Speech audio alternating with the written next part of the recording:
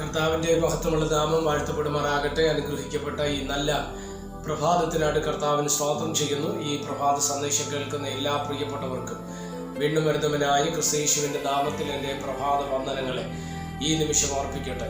ഈ സന്ദേശം കേൾക്കുന്ന എല്ലാവരെയും കർത്താവ് ഇന്ന് പ്രഭാതത്തിൽ അനുഗ്രഹിക്കുമാറാകട്ടെ. വളരെ പ്രാർത്ഥനയോടെ നമുക്ക് ഈ സന്ദേശത്തിലേക്ക് നിങ്ങളുടെ ഹൃദയത്തെ തിരിക്കുക.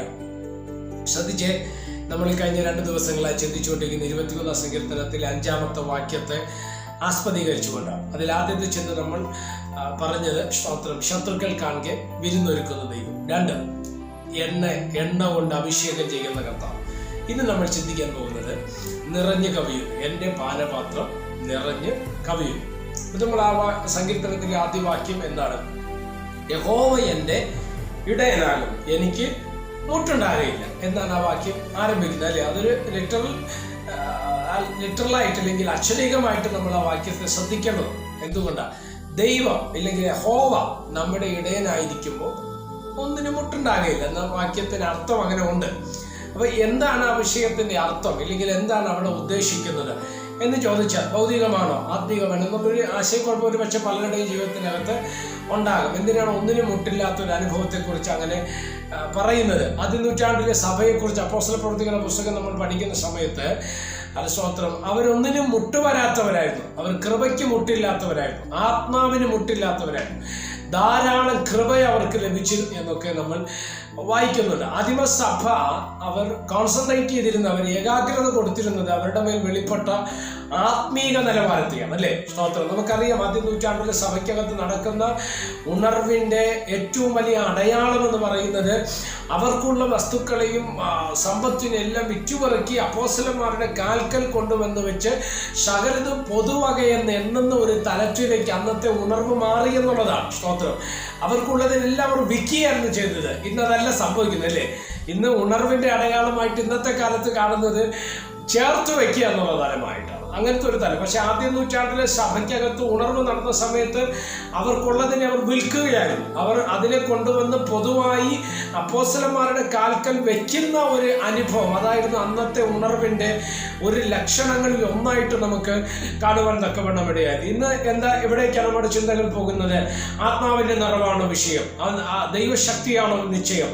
അന്നത്തെ സമൂഹം ആഗ്രഹിച്ചിരുന്ന ജാതികളിലേക്ക് സുവിശേഷത്തെ എത്തിക്കുക, ആത്മാവിനെ പ്രാപിക്കുക, സഭയിൽ ആത്മാക്കൾ കടന്നു വരിക, ദൈവജനം വിടുവിക്കപ്പെടുക, നിത്യതയുടെ തുറമുഖത്തെത്തുക, ഇതൊക്കെയായിരുന്നു ആദിമ സഭയുടെ ലക്ഷണമെങ്കിൽ ഇന്നത്തെ സഭയുടെ ലക്ഷണം എന്താ? ഇന്ന് നമ്മളെല്ലാം ചിന്തിക്കുന്ന എങ്ങോട്ടല്ലേ? ഇന്ന് നമ്മൾ പല സഭകളിൽ നമ്മൾ കേൾക്കുന്ന എന്താ? നിറഞ്ഞു കവിയുന്ന ഭൗതിക അനുഗ്രഹം. പക്ഷെ ആത്മാവിനെ കുറിച്ച് ആരും പറയുന്നില്ല, ആത്മാവിൻ്റെ നിറവിനെ കുറിച്ച് പഠിപ്പിക്കുന്നില്ല. ദൈവസഭയിൽ ആത്മാവിൻ്റെ ചലനം നടക്കണമെന്ന് ആഗ്രഹിക്കാത്ത ഒരു തലത്തിലേക്ക് ഇന്നത്തെ സഭകൾ മാറിയില്ലേ? എന്നെ കേൾക്കുന്ന ദൈവമക്കളോട് ഞാൻ ഈ സന്ദേശത്തിലൂടെ എടുത്തു പറയുന്ന ഒരു വാചകമാണ്, നിറയേണ്ടത് എവിടെയാണ്? ഭൗതിക നിറവില്ലെന്ന് ഞാൻ പറയുന്നില്ല, ഭൗതിക അനുഗ്രഹങ്ങൾക്ക് വർധനവില്ലെന്ന് ഞാൻ പറയുന്നില്ല. ഇതൊക്കെ വെളിപ്പെടേണ്ടതാണ് നമ്മുടെ ജീവിതത്തിൽ. അത് വെളിപ്പെട്ട തന്നെയാകണം. പക്ഷെ ആദ്യം നമ്മളിൽ സംഭവിക്കേണ്ട എന്താണ്? ആത്മാവിൽ നമ്മൾ നിറയുവാൻ തക്കവണ്ണം ഇടയാകണം. വിശുദ്ധ ജീവിതത്തിൽ നമ്മൾ നിറയുവാൻ തക്കവണ്ണം ഇടയാകണം. അത് സ്തോത്രം. ദൈവിക പ്രവൃത്തിയിൽ നമ്മൾ നിറയുവാൻ തക്കവണ്ണം ഇടയാകണം. അത് സ്തോത്രമല്ലേ? അതിനുവേണ്ടി നമ്മൾ ഏൽപ്പിക്കപ്പെടേണ്ടത് ഏറ്റവും ആവശ്യമായ ഒരു തലമായിട്ട് നിങ്ങൾ കണ്ടാൽ അത് നമ്മുടെ ജീവിതത്തിനകത്ത് നിറവായി വെളിപ്പെടുവാനിടയാണ്. ബൈബിൾ ഇങ്ങനെ പറയുന്നു, എന്നാൽ ചോദിക്കുന്നതിലും നിനയ്ക്കുന്നതിലും അത്യന്തപരമായി ചെയ്യുവാൻ നമ്മിൽ വ്യാപരിക്കുന്ന അത് സ്തോത്രം ദൈവശക്തിയാൽ കഴിയുന്നവനെന്ന് ബൈബിൾ. അപ്പം ചോദിക്കുന്നതിനേക്കാളുപരി നിനയ്ക്കുന്നതിനേക്കാളുപരി തരുവാൻ കഴിയുന്ന ഒരു ശക്തി നമ്മുടെ അകത്തുണ്ട്. എല്ലാ നിറവിനോളം നിങ്ങൾ നിറഞ്ഞു വരണമെന്ന് അത് സ്തോത്രം എഫേസ്യ ലേഖനത്തിൽ അപ്പോസ്തലനായ പൗലോസ് പറയുന്നത്. ആ നിറവ് സഭയ്ക്ക് കൊടുത്തിരിക്കുകയാണ്. അപ്പോൾ ആ നിറവുണ്ട്. ഏത് നിറവ്? ക്രിസ്തുവിൻ്റെ നിറവിനോളം നമ്മൾ നിറഞ്ഞു വരിക. ഇതാണ് ദൈവമക്കളെ നമ്മളെക്കുറിച്ച് കർത്താവ് പഠിപ്പിക്കുന്ന.